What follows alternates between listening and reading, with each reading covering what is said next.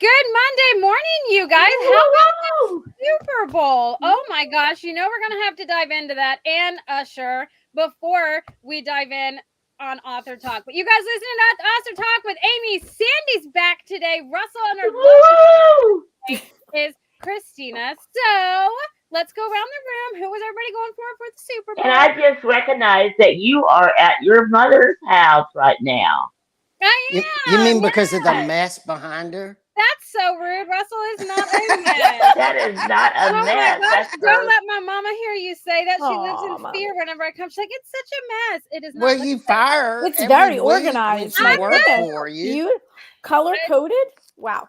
I wish mine was that organized. It's not color coded. It's like messed up left on the table coded. Oh, Russell. Oh, gosh. He is going to be here. You are in for it, Russell. Anyways, who were you guys going for the Super Bowl? Did they win? How was it? Tell me your experiences. What'd y'all do? So I was voting for Taylor Swift's boyfriend's team. Okay. So he won. Okay. Yeah. Okay. Russell. Okay. So 2 things. Okay. I have a long story that I will tell when we talk about our weekend. But my granddaughters, my 6-year-old and my 2-year-old granddaughters posted a picture on their mother's page with T-shirts saying, Sandy, that they were for Taylor's boyfriend. No, so cute. Cuties. Trust me, I heard somebody say that on the news, and I'm like, oh, that's perfect. I'm going to. It's so funny. That's so cute. Funny. It's so cute. It. Yeah. I love it. So cute. My little one was for the 49ers. She picked those. She was adamant. She woke up in the morning. She goes, did the 49ers win? I said, we didn't even have the game yet.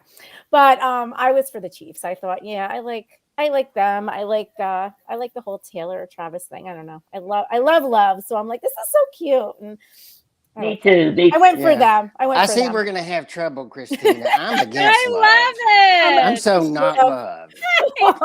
We don't have trouble. Russell, You be you. I'm cool with that.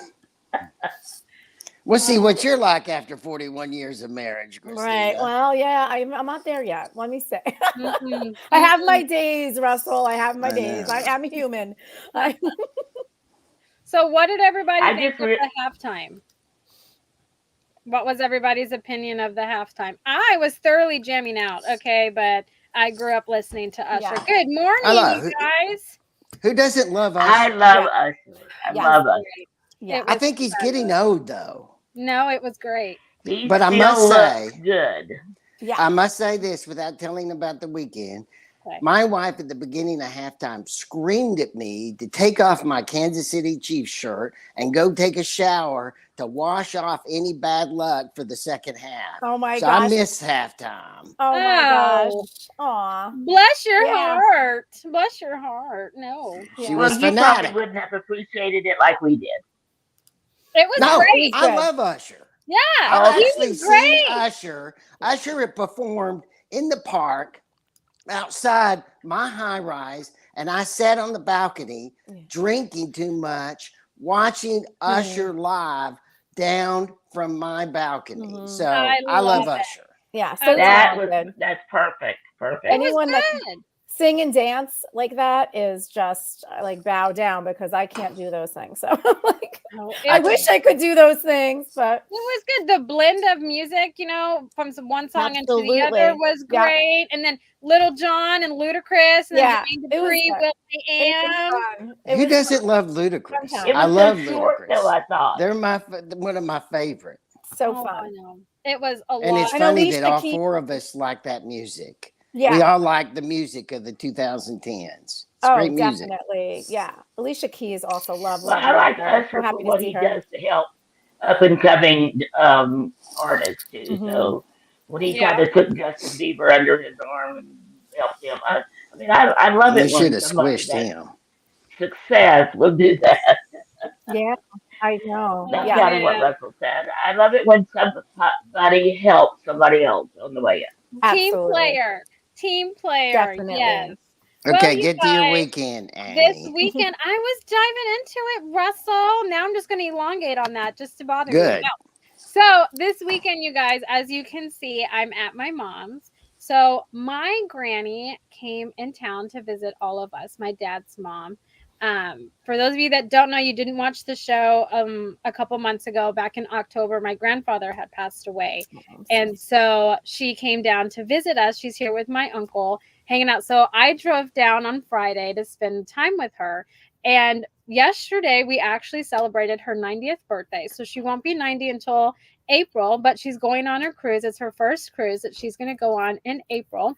So we celebrated with her here, and so she got to see all the grandkids. She hadn't met my youngest yet, or any of the younger babies that were born in December yet. So she got to I meet love it. Go grandmother. Yeah, yes, exactly. so it's so Happy much, birthday. it's so much fun. It's so great to see her. My kids are down with her right now, and they've already claimed that she's their granny, not mine. I have no rights to her anymore by any means. But it's been so fun. We don't get to see her very often. She lives over in Bossier City. She's a big LSU fan. So that's where my LSU side of my family's from. So it's just wonderful and fun to get to see her and to celebrate and do all these things. So that's my weekend. And then Josh came down on Saturday, and he took off to Dallas this morning. And since it is Valentine's Day week, is what I'm going to say, because Valentine's Day is on Wednesday, I'm going to take this 4.5 hour drive with 2 children by myself. I'm going to drive up there and spend the week with him while he's You on should. Yeah, so I'm going to do that. I'm going to do that. I also am doing a presentation for a group of indie and small presses tomorrow night that I'm very excited about. So this week has a lot of exciting stuff, and we kicked it off spending it with my granny. So it's been just so much fun. That's a wonderful story. I love that. I love it. Mombi, I will let her know. So what all did you guys do besides the Super Bowl this weekend? Well, for me, this weekend was Lunar New Year, which, in case you don't know, which I didn't, that includes all the Asian countries. So I have a Vietnamese daughter-in-law and a Vietnamese grandson, half Vietnamese. And so we celebrated with them over the weekend. We went took them to dinner and to lunch yesterday, actually, because they went over to like Chinatown on Saturday, and so we went took them yesterday. But it's just I just love being able to celebrate people from with their other countries and other races and other beliefs than I do. I love celebrating the differences. So anyway, it was a great weekend. And then the Super Bowl, and then boring game until all of a sudden they won. So yay! To the last like 5 minutes of the game. Russell, what did you do? Okay, well, let me first, Sandy. One of the most wonderful things about Houston, and once you don't live there anymore, like I don't anymore, you really miss it. Is Houston is such an international city. That holiday is actually a part of Houston, and you can go just about anywhere in Houston, and you may happen on a dragon on that weekend. And that's happened to me 2 or 3 times while I lived in Houston. It's one of the great things about Houston. This is more than just a weekend, but the weekend was the Super Bowl. I had the weirdest football year. I'm a football fanatic, and I'm actually a Kansas City fanatic because one of the many universities I went to was the same one that Mahomes graduated from. So I'm a big Mahomes wacko, and since he's a Chief, I'm a Chief fan. About halfway through the year, I made a comment about the Philadelphia Eagles to my wife, she'll watch the games, but she doesn't read the stuff and follow the stuff. I made some comment about the Philadelphia Eagles, and she corrected me. And this was during our morning coffee that we always have together and talk before we start our day. And I was like, "What? You're totally wrong." And we looked it up right then, and she was right. And what had happened was when she was watching the Taylor Swift info TikToks, and by halfway through the year, it started being about the Eagles and the Chiefs because that's the Kelsey brothers. And from then on, all year, she had more information than I did about those 2 football teams. And we would get into these big discussions about what was going on with the Eagles, what was going on with the Chiefs. And this went on all year, including last night. And that's why at halftime, when the Chiefs just, as you say, Sandy, it was a dull game. They were outplayed. That my wife yelled at me to take off that Chiefs shirt and take a shower to change our luck because it was all my fault. I know. I like how she blamed you for it. You Yeah. want the weight of the Chiefs' terrible. It was all You my have to blame fault. So I somebody. missed Usher because I had to take a shower to Oh my wash God. off the bad luck before I was allowed to come back down the Did she stairs. record it funny. for you? She should have recorded That's it for funny. you. I love it. She was intolerant at what I'd caused. Yeah. And the You're granddaughters, so powerful, Russell. So I powerful. know, and the granddaughters were so scared at 6 and 2, Oh, yeah. especially 6-year-old, because they were having to go to bed. The game wasn't over, and Taylor's boyfriend was losing. Yeah. It was terrible, and so it was a totally bizarre and weird Super Bowl night that I'll probably never forget. It was great. Oh. Well, we shall never forget it. Yeah. You know, like tensions were high at first quarter. You know, the Taylor Swift's boyfriend. I feel like that's his new name, though it is Yeah. Travis Kelce, I believe. Right. I believe. There was tension. I do know it's that, but there was tension, you know, between him and the coach and the players at the beginning. But the last 5 minutes and in overtime, they pulled it out, right? So you taking a shower was great, Russell. Thank you so much. You helped it out so much. Like you really changed the course. You're so powerful. really Use that did, power though. for good, Second Russell. half. No, that's Use my that power for wife's good. power. And if you had heard her yelling the instructions to me, you would know she wasn't kidding. Right. Oh, Yeah. I believe that she Oh. was not kidding. I believe that 100%. Well, That's Christina, a great story, Russell. Yeah. Go, Melinda. Yeah. Oh my goodness. So, Christina, what did you do this weekend besides the mean, Super Bowl? How could I follow that? That was so good. It's quiet around here on the weekends. I have made a pact not to work on the weekends. I take my time. I relax. It's all about relaxing for me because I work really hard during the week. So yeah, I just a lot of relaxing. We took my daughter to dance class. We went to Costco, which is, was like the highlight of the weekend, preparing for Sunday. We have the family over. I love Costco. I love Costco, and family is so important to us, especially with our little daughters. So we had, our parents over for the Super Bowl. So I prepped for that. It's like, I love entertaining. I love hosting people. I love everyone together. I don't get to hang out too much because I'm running around, but I do love it. So yeah, it was all about that and relaxing and enjoying each other. That was what we did. And we did have fun during the Super Bowl. We stayed up later than we should have, my daughter included. So nobody yelled at you at halftime? A lot of screaming and yelling about a lot of things. And it was just because we do a pool. So like it was the four of us and we did like our own little pool, the four of us, something just really simple.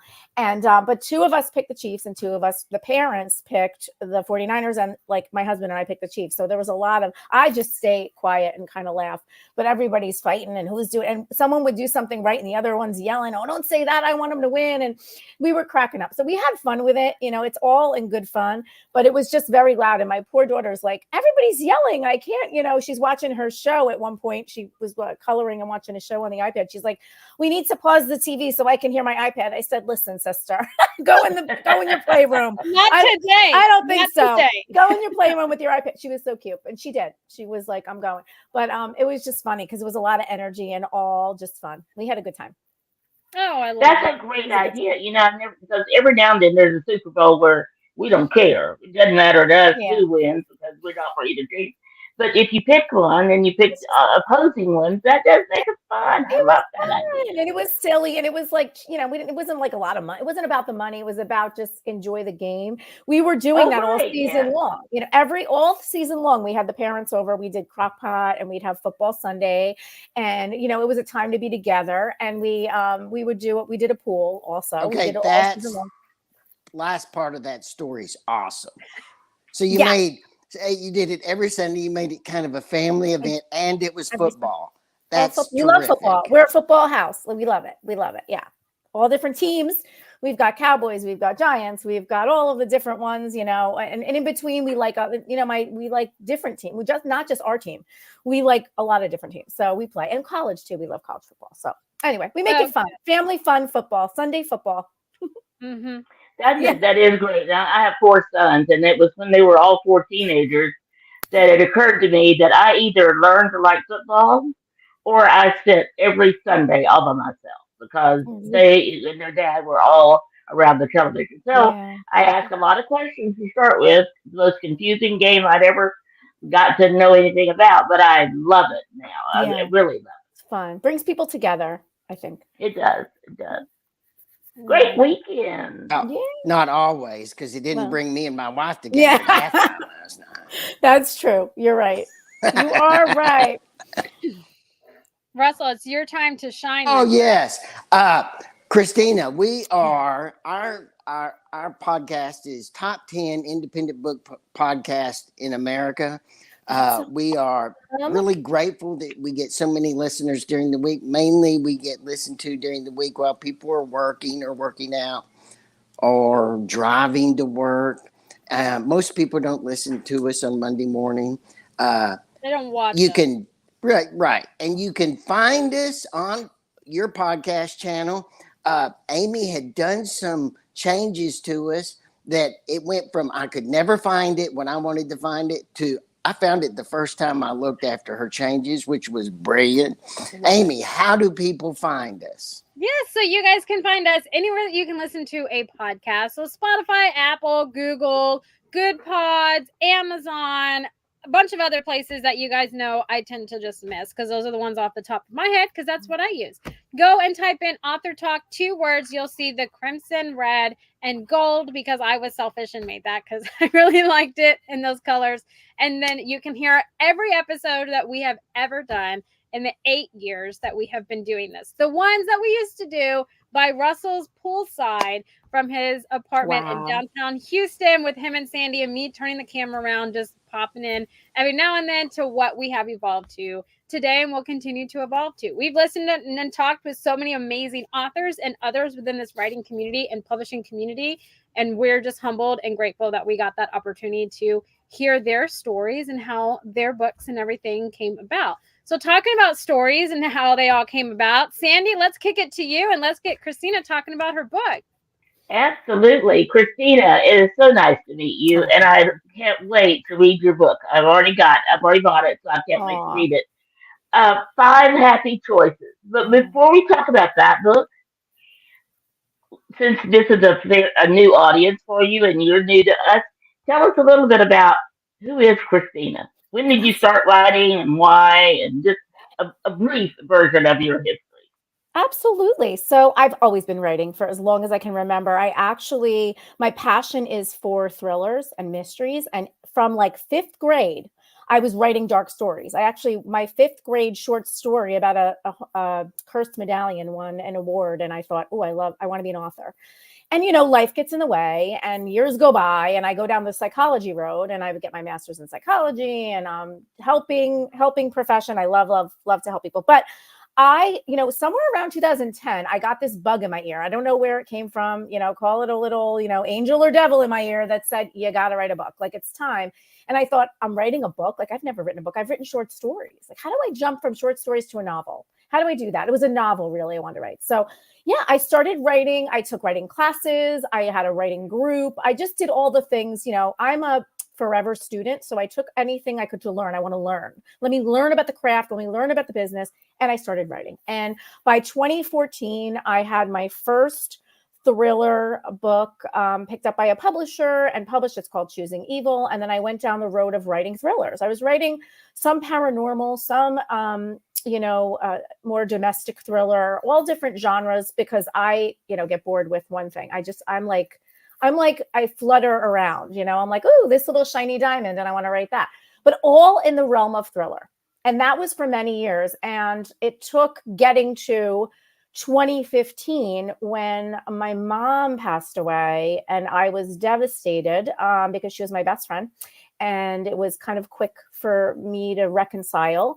I said, hold off on the thrillers. I had written a lot after that. I was diving into the dark side, but I thought I got to work on me.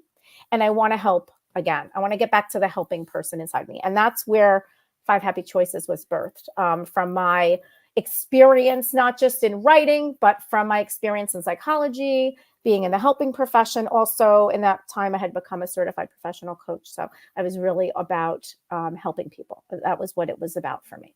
So that's kind of where that Great. went.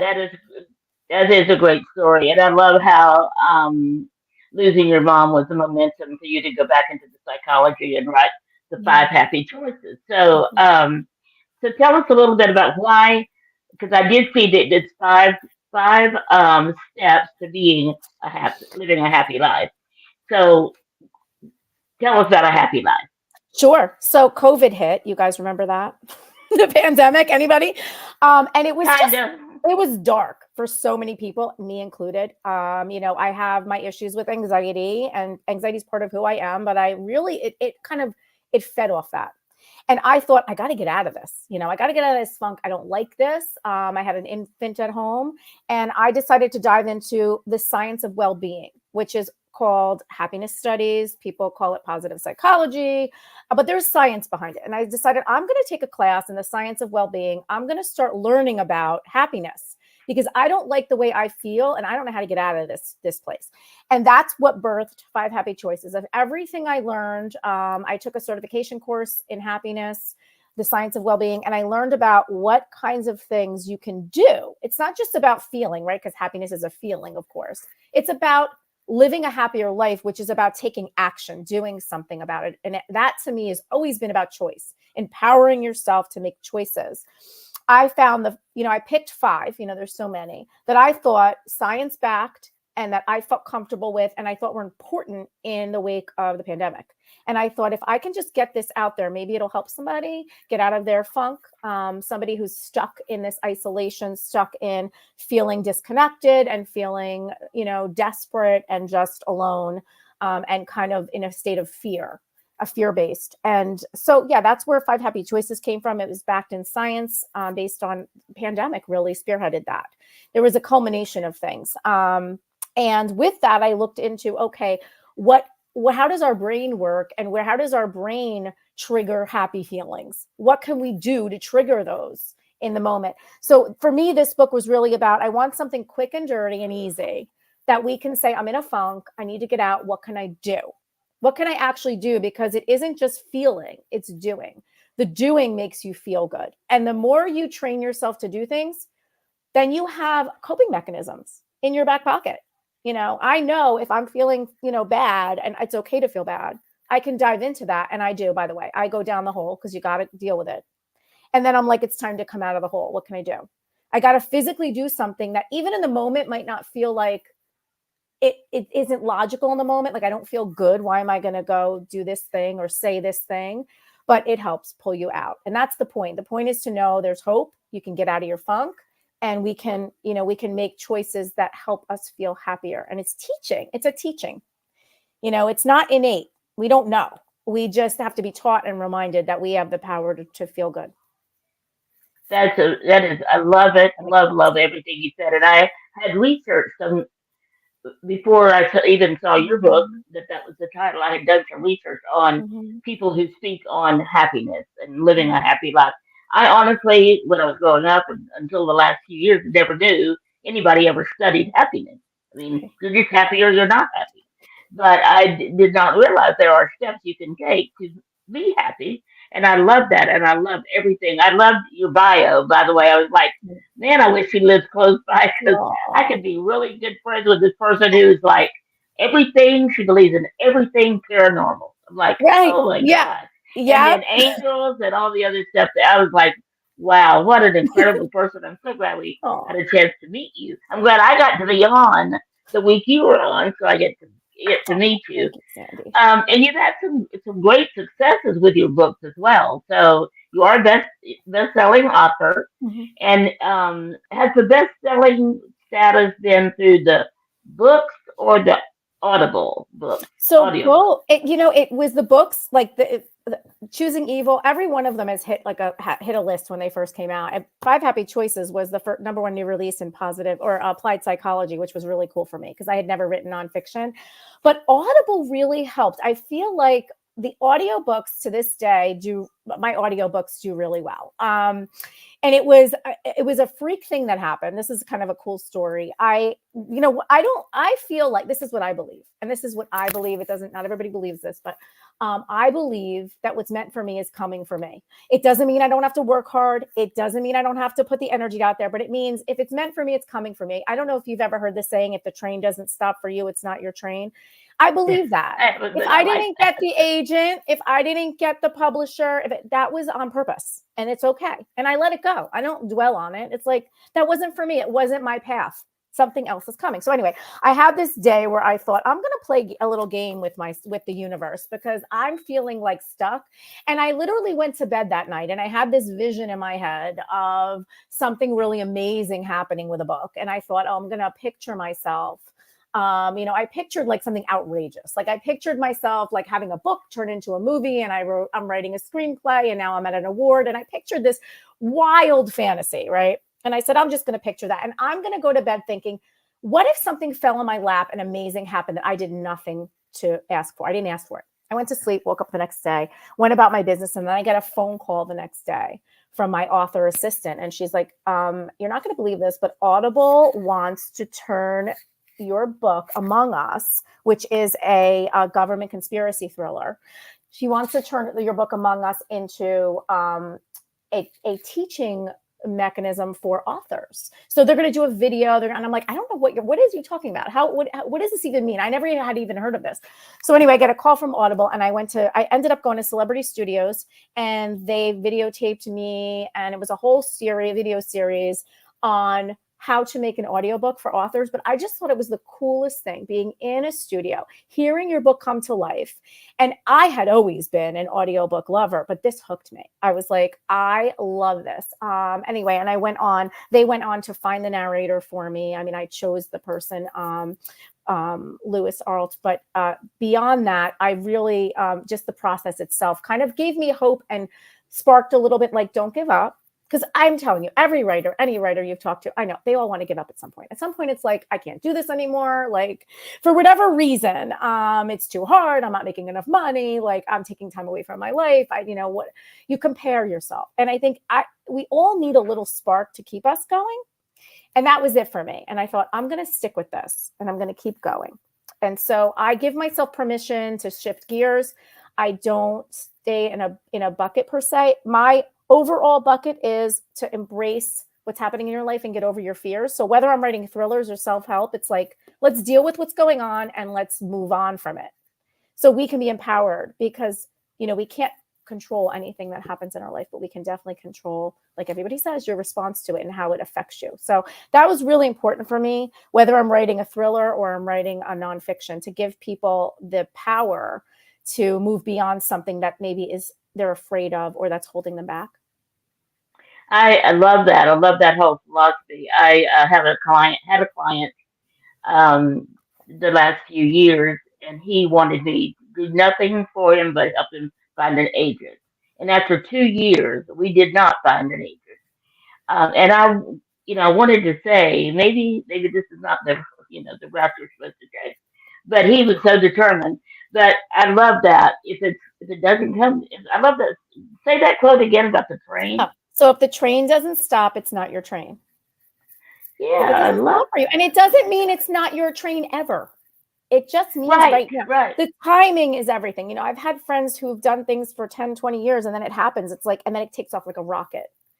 The time that they were wishing for it and it wasn't happening, it wasn't their time for whatever reason. No one knows. And that's why I was laughing when you reminded me of that I believe in the paranormal and all these things. And the truth is, I don't know it all. I believe anything's possible. I believe that I can live in a world where, I'm not the expert on everything. I mean, I'm barely an expert on what I'm an expert on, right? Like, we're always learning. Everything I learn, and I do say, like, I know self-help, I know happiness, I know psychology, I know this, that, but there's always more to learn. And part of being an expert is being open to learning, being open to being challenged, being open to saying, I got to look that up, because we're human, So that's a lot of it too, is like giving ourselves permission to. So I have a question for you. Are you familiar with TED Talk? Yes. Of course. Have you ever done a TED Talk? No, I mean, of course I would love to, but no, I haven't. I was going to say, because that sounds like from a marketing person Yeah. to you, the way you're talking and the way Yeah. you, I mean, I would love for you to check that out because Yeah. I think you would do a great person. And if Definitely. you do and you get picked, then let me know so I can make sure I listen Oh, you're so sweet. Thank and watch it. you. So I love Yes. TED Talk. So Russell, did you have any questions for Christina before I keep I going? do have a question before you continue, and that is, uh, what do you think? When does when is self help what you need, and when is therapy what you That's a need? How do you great know the Ah, difference? good That's a great question. question. And I'm so glad you brought that up because I think a lot of times people think self-help is therapy and it isn't. So, okay. So I'm going to say a couple of things. Okay. One is we talk about, I'm a coach, right? And I have my master's in psychology and I actually am in a PhD program for psychology. Okay. So there's a very distinct difference between psychology and coaching. And then there's self-help somewhere in the middle. So psychology, and if you're going to a therapist, it's because you're unable to function. Dysfunction. Okay. Think about this. You're unable to function in life. So your daily life activities, you're unable to perform them. You can't get out of bed. You can't brush your teeth. You're not seeing your friends. You're not doing things that make you happy. You're thinking of hurting yourself. Maybe you're feeling like life isn't worth living. You're living a normal life for you isn't happening. Now, if you're somebody who rolls out of bed at noon, that's normal for you. Dysfunction. You can't go to work. You aren't eating. There's something that's dysfunctional. It changed, right? Okay. Dysfunction to function is why you go to therapy. You want to function. I want to get out of bed. I want to brush my teeth. I want to eat I want to feel like a normal human. Something's wrong. I can't function. That's like a very big red flag. Of course, there's a lot of specifics around certain disorders, right? But very, very basic is dysfunction. Coaching and or even self-help in there a little bit is about you can function. Maybe you have sadness. Maybe you have anxiety, but you're functioning. You're functioning with it.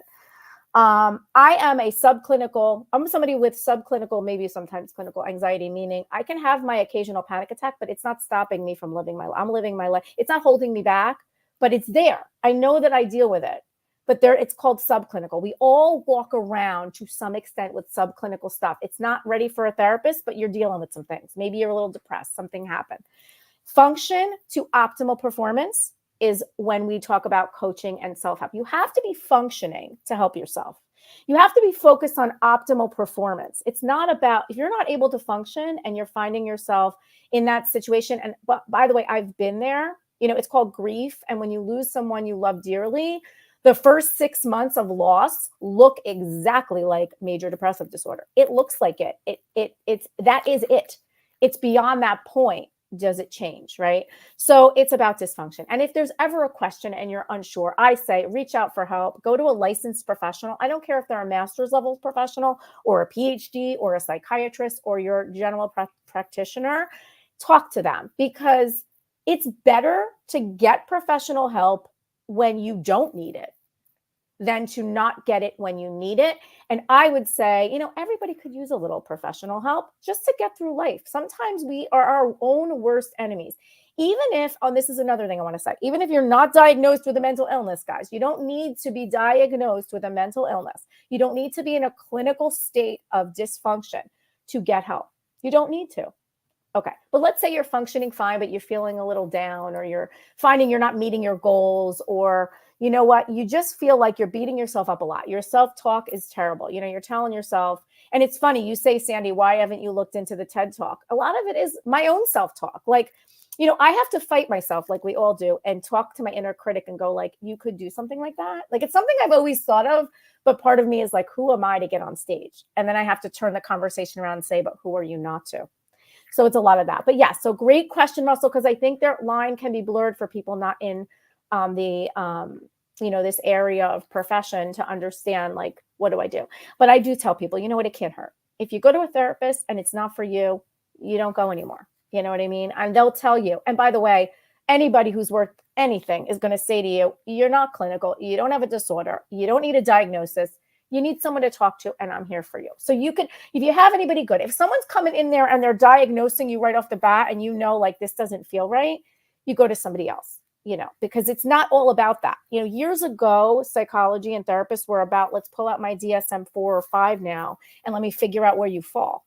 Because you know why? Insurance. We got to pay for this visit with insurance. I got to diagnose you with something. Well, we've worked through that, and you can be at a subclinical level and still get help. But just reach out. Don't be alone. It's not worth it. That's great information. I know there's been times in my life when I didn't feel like I was mentally ill, but I did have decisions to make, and I'm like, I don't know which way to turn. And I have gone and talked to a therapist or someone outside my family that I felt could give me an objective opinion, not somebody that loved me and wanted what's best for me and thought they knew exactly what I should do. Yes. But so I love that. Did that answer your question, Russell? That's one of them. You continue though, Sandy. No, you go ahead. No, you continue. Okay. So the thing I wanted to ask you about, of course, I'm a marketing person. I worked with Amy before I retired, and I've been retired now for almost 3 years, which has been definitely a time for therapy, because my husband and I both retired at the same time, and learning to live together. Yeah, you wanted to kill each other. Different. It's hard. It's an adjustment. Right? It's transition. There are coaches for that. Transition coaches. It isn't easy. This is new, and you don't know how to deal with that. And any new situation requires questions to be asked of you so you can figure out what's best for you. That's what coaches do, by the way. Coaches, if they're good, they ask you and they guide you, but they're going to ask you, to figure out and pull out of you what you already know is what's best for you. Because I believe that too. Right. That's great. And actually, my doctor has a nutrition coach on her staff, so I do see her on a regular basis. So I need help in that area, even though after 80 years I should know everything there is to know about healthy eating. But shouldn't we all? Yeah. Christina, can I ask another question? Yes. Can you give us one example of what you do? One of these. Does your book explain it through stories, or is it more clinical? I know you're going to say it's through stories, right?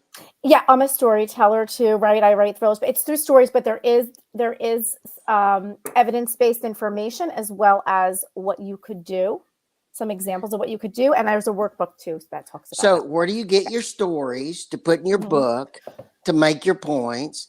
And give us an example. Okay. So my stories come from life experience and what made the happy choices that I chose, why they were important to me, why I chose them, because there's lots of different things that you can do research-based, right? I picked the things I picked. So for example, I'll start with kindness. Kindness is my first happy choice. What does that mean? Kindness. It's about there is a relationship. There is a research-based relationship between doing kind things for others and feeling good. So when we feel sad, if we did a kind thing, right, we would feel better in that moment. Like that's why there's this whole random act of kindness campaign and, all of these things, because doing kind things makes us feel good. Where did that come from? So, growing up, I was an only child. My mother and I were very close. She's a lot in this book because I feel like she inspired me in so many ways. She was a really, I could saint her because she was such a good human being. Listen, she wasn't perfect. Nobody was. But, growing up, a mom and a daughter, we had our issues. We weren't always getting along, especially those teenage years, especially, the young adult years. And I just, watching her in retrospect live her life, when you're in it, sometimes you don't see it. But I recognize that she had so many things in her life that were against her. Growing up, certain things happening to her. She was, we weren't uber wealthy. We were, working class family.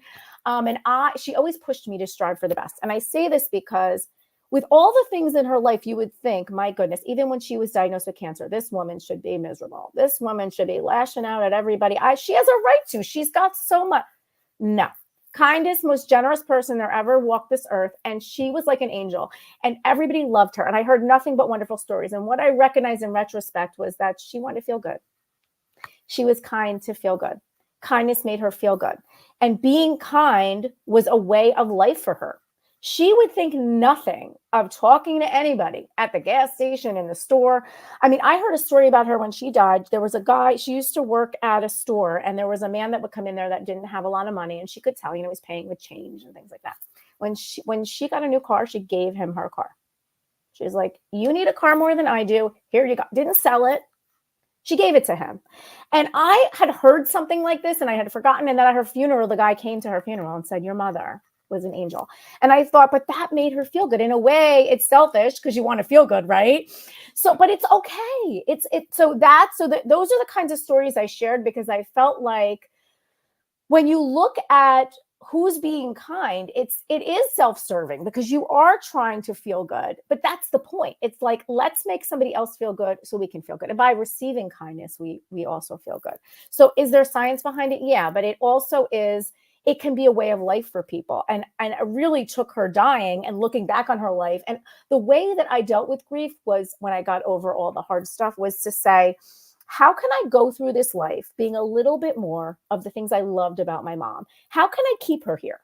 And I keep her here by picking out the stuff I loved about her and trying to be more of that. Because by the way, when she was here, I was, not that I'm not a kind person and I wasn't kind then, I was not her. I was like, I don't have to be so great. You're great. Like I leaned on her for things that I didn't have to worry about. Like, oh, you're going to take care of everybody at Christmas. You're going to make the phone calls. I don't have to do that. I'm going to piggyback with you because that was easy for me, and I think more socially. But when she was gone, it was like, here I am. What am I going to do? Yeah. So, So it fed my soul, and it was something that I feel people can relate to. You're having a downtime, you've got nothing, maybe giving something to somebody makes you feel good, and you can live with that. That's control. Kristina, that is wonderful. I can't wait to read the rest of them. As a matter of fact, I think I'm going to get a book for each one of my 30-year-old grandchildren. I think that would be great.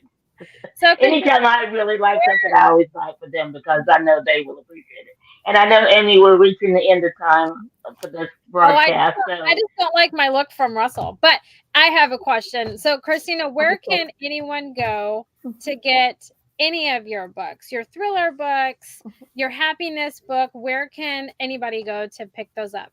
So my books are where all books are sold, and they're on Amazon too. If you guys are Amazon, but they're Barnes & Noble, they're Kobo, they're all over. And also my website. If you're unsure, just go to KristinaRienzi.com, and there's a page for books. There's nonfiction and fiction, and everything's right there. Audio. How do you pronounce your last name again? How did you pronounce your last name? Rienzi. Kristina Rienzi. Okay. Mm-hmm. I love it. Thank you. Let's do closing questions, comments, statements. Russell, you. Okay. You should, in all your interviews from here on out, start your interviews somehow by telling that story about your mother. That's the best things you said the whole interview. Oh, thank you. Thank you for great coming. advice. Thank you so much. I love it. Sandy. I 100% agree with Russell. That is a great thing. And I know in speaking that when you start with a story, you could just continue it from then on. And then, anyway, lots of stuff that you can do. And I know you're familiar with most of it. So if we can ever be of help to you, we'd love for you to reach out. And I would love to, after I read the book, I'll be in touch with you and let you know. I did sign up for your email list. And I loved how you did that. So it's really cute how she says, no spam, just lots of love in the emails that she sends out. So I'm like, oh, that is so sweet. Anyway, it's been great to meet you, Kristina. Oh my gosh. Thank you so much, Sandy and Russell. And oh, hi, Russell. Yeah, I don't use the love word. Oh my goodness. No. We know you have it in your heart, Russell. I just it's know. There. It's just really deep down, but it's there. It's somewhere buried in there. It's there.